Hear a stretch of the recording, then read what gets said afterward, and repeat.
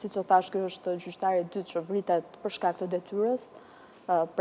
por i pari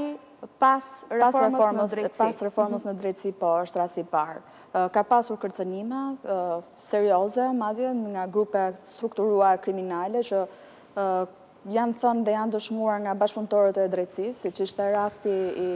Lajert Haxhiut. Të kërkoj ndjeset Leva vetëm për të komentuar pak këto pamje, do t'i kthejmë bisedës, është pikërisht momenti kur gjyqtari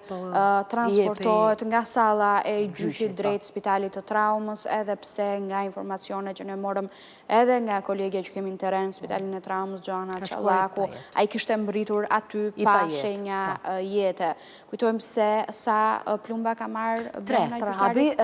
Njëri prej plumbave ka qenë afër kraharorit, i cili pra afër organit të zemrës, edhe ka qenë plumbi që i mori jetën. Ky është momenti që sapo ka mbërritur ambulanca, sepse policia në fakt ka shkuar shumë më herët, dhe është dashur të jepë ndihma e parë, ndonse thonë që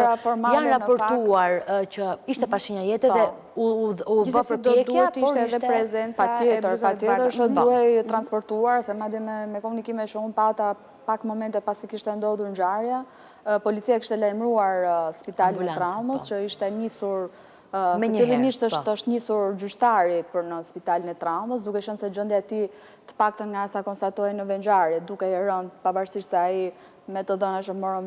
më vonë kishte ndruar jetë në vendin e ngjarjes, por ka diskutim që do transportohej për të parë çdo mundësi nëse do kishte. Gjitha përpjekjet janë bërë nga ana ambulancës dhe policisë për ta mbajtur në jetë. Ndërkohë, personat e tjerë janë transportuar më vonë, duke qenë se